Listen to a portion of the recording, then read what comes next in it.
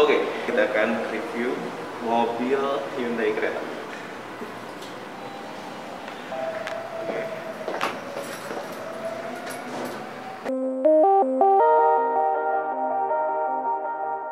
Mari kita mulai. Hyundai Creta Prime 2022.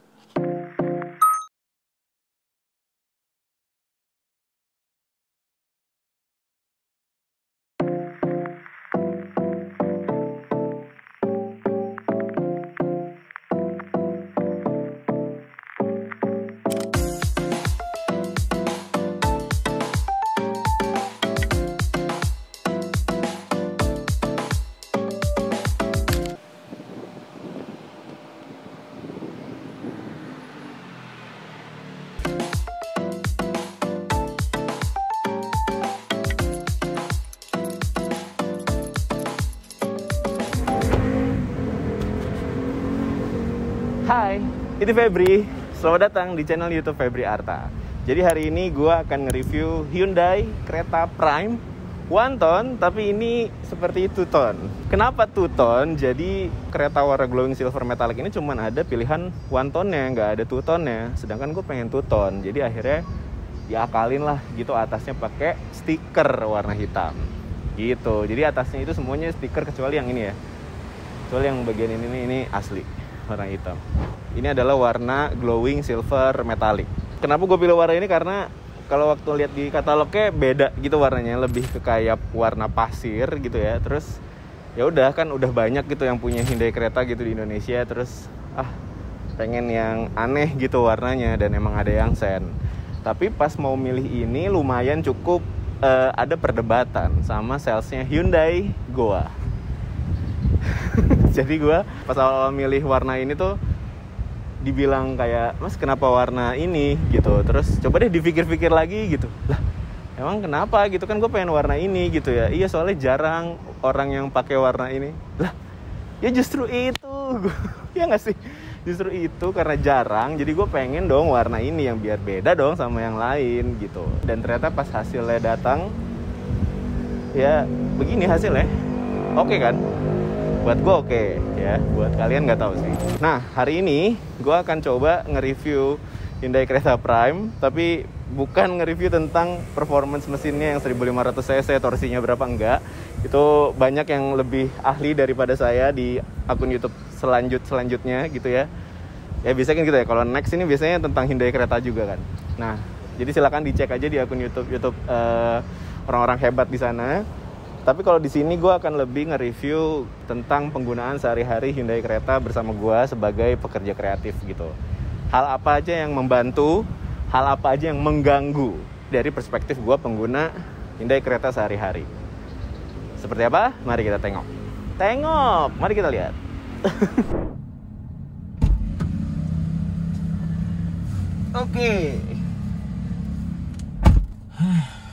Oke, yang membantu gua pertama adalah fitur Lane Keep Assist, LKA. Jadi ada satu fitur di Hyundai Creta namanya Lane Keep Assist. Dia itu bisa ngedetect marka jalan, intinya itu. Dan bisa ngasih tahu kita kalau kita tuh udah keluar dari jalur kita gitu.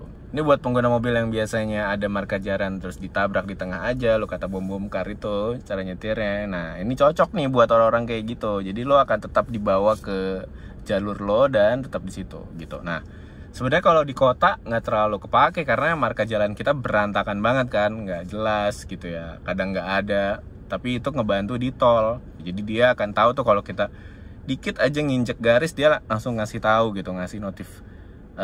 Kalau lo nginjek gitu lo harus balik ke sini. Nah, tapi dia punya gue lupa namanya apa ya. Nanti ya di sini ya gue cari tahu dulu deh, gue tulis aja namanya di sini. Namanya adalah LFA. Jadi singkatan dari Lane Following Assist. Udah inget sekarang. Apa itu? Kita lanjutin ya. Yang bikin setirnya itu juga ngebantuin kita untuk tetap ada di jalur gitu. Jadi nggak cuman ada notifnya doang, tapi mobil ini itu kayak semi otonomus gitu loh, kayak langsung gerak sendiri gitu, ngasih tahu kalau kita keluar jalur beneran. Katro ya kita ya. Jadi itu dinyalain gitu ya. Dan di tol kita bisa semi-semi lepas tangan. Kenapa semi? Karena lo harus tetap megang setirnya gitu seper 30 detikan kali ya gitu. Seru kan? Itu ngebantu banget sih, apalagi kalau lagi nyetir sendiri terus aduh pengen minum misalnya gitu. Kalau tumblernya tinggal dicetek sih enak gitu ya. Ini kan ada yang diputer lah gitu ya. Tumbler gua diputer, jadi kayak harus lepas tangan. Nah itu tuh bisa tuh ngebantu buat kayak gitu tuh gitu. Jadi bukan buat yang kayak oke bisa terus tiduran gitu. Enggak, bukannya kayak gitu. Jadi itu ngebantu banget. Nah terus cruise control, memang ini cruise controlnya kurangnya adalah nggak adaptif aja gitu. Tapi buat gua yang nggak pernah pakai cruise control yang ngebantu gitu. Misalnya 60 km per jam kita tekan, terus udah gua lepas gasnya, dia akan melaju sesuai dengan kecepatan yang udah kita set tadi gitu. Cuman kalau yang adaptif tuh lebih keren lagi, jadi bisa menyesuaikan lah kecepatan sama mobil yang ada di depan kita gitu. Kalau dia melanin, otomatis dia akan turun sendiri juga. Kalau dia ngencengin, otomatis dia akan maju lebih kencang juga gitu. Nah kalau ini enggak, stagnan, jadi lo harus standby di rem. Oke, terus ada lagi yang ngebantu gua adalah namanya one touch turn signal. Jadi balik lagi ya, itu buat gua pengguna mobil lama tuh ini baru. Jadi si lampu sen ini tuh kalau kita mau belok kan harus dicetekin gitu ya, cetek gitu kan.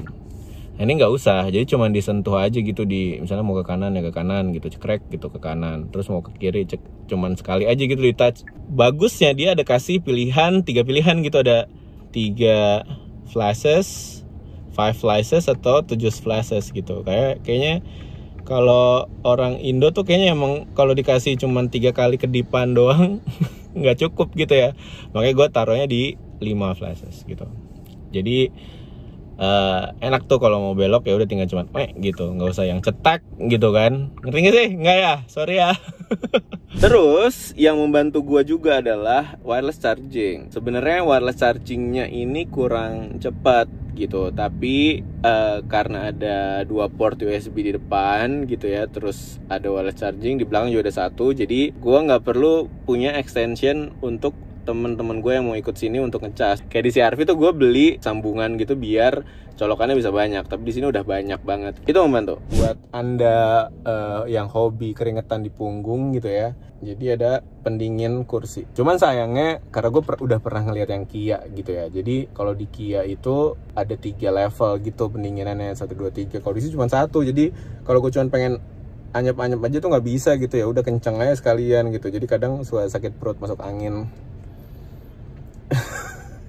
Terus ini buat pengguna dudukan handphone di dashboard, di ventilasi AC atau di kaca kayak gua dulu, ini membantu banget sih. Yaitu adalah Apple CarPlay. Jadi udah langsung connect sama handphone kita gitu ya. Atau di sini juga ada Android Auto gitu. Jadi buat yang pengguna Android juga bisa langsung connect. Nah, mohon maaf, ini saya juga belum pernah kan pakai, baru pertama kali ini pakai kayak gini. Dulu juga gue pakai dudukan handphone di kaca gitu, biar bisa lihat peta gitu dari handphone kan. Nah, ini udah ada layar, kalau ngelihat peta ya udah tinggal di sini aja gitu. Jadi dadah dudukan handphone. Ada juga tapi di sini yang mengganggu banget gitu. Yang pertama adalah gue baru tahu kalau Apple CarPlay itu nggak bisa muter video, sayang banget kan. Padahal ya kalau lagi macet atau lagi berhenti kan bisa kita pakai gitu ya. Terus Spotify-nya nggak support lirik gitu, jadi kalau macet pengen karaokean nggak bisa buka lirik, sebel banget. Dan ini nih gue nggak tahu ya, apa gue aja atau kalian juga mungkin yang pengguna kereta bisa komen. Kadang WASD-nya tuh error gitu. Gue misalnya dari sini ya, titik di Bintaro Plaza gitu, terus mau kemana gitu ya.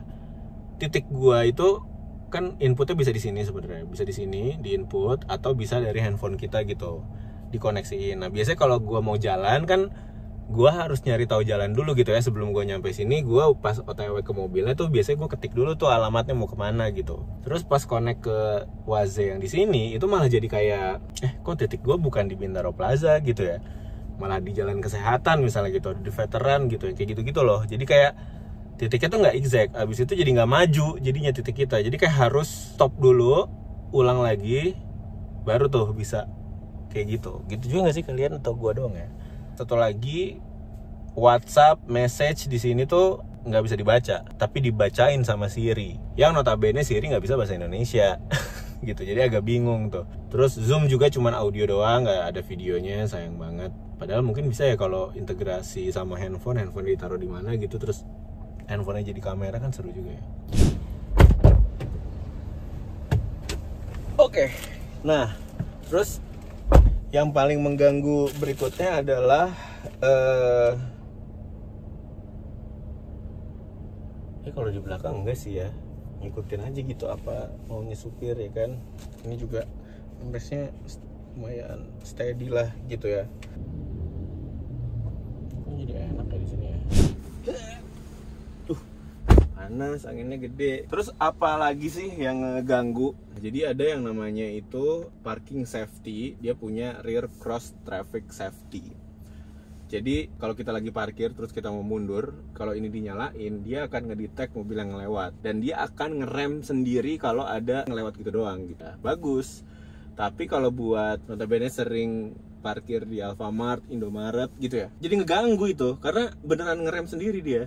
Itu kalau gue ngelihat dari komunitas gitu ya, emang itu lebih baik dimatiin sih kalau buat kita gitu ya, apalagi yang habis parkir dari minimarket gitu. Jadi akhirnya gue juga matiin. Itu jadi nggak ngeganggu ya sebenarnya, karena bisa dimatiin. Iya, oke. Terus yang mengganggu berikutnya itu adalah kompartemennya. Kenapa nggak disiapin slot buat nyimpen kartu? Apa ada yang tersembunyi ya? Coba kasih tahu deh. Biasanya kalau di CR-V kan di sini ada kayak buat nyelipin gitu ya. Ini nggak ada juga gitu di sini. Terus ini nih, ngatur kursinya semuanya masih manual, nggak elektrik. Iya. Terus yang paling membantu ada air purifier juga.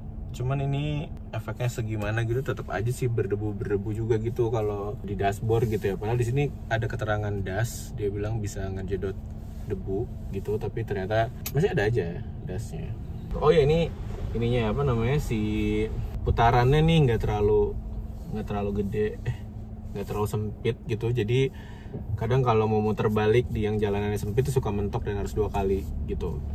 Ini tuh yang seru juga berikutnya itu ada si blind spot itu ya gitu. Jadi kita tahu tuh sesuatu dari belakang gitu, sebelah kiri, ada sesuatu dari sebelah kanan belakang kayak gitu.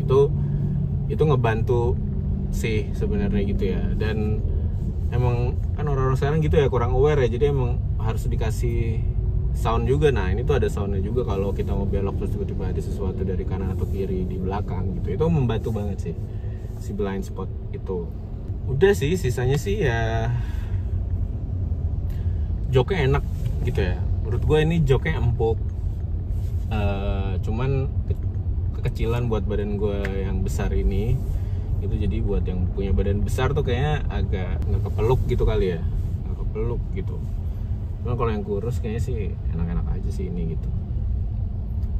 Terus suspensinya juga menurut gue sih enak kalau udah sesuai ya si tekanan bannya gitu. Udah kali ya, kita masuk garasi lagi. Terima kasih semuanya sudah menonton. Wabillahi taufiq wal hidayah. Wassalamualaikum warahmatullahi wabarakatuh.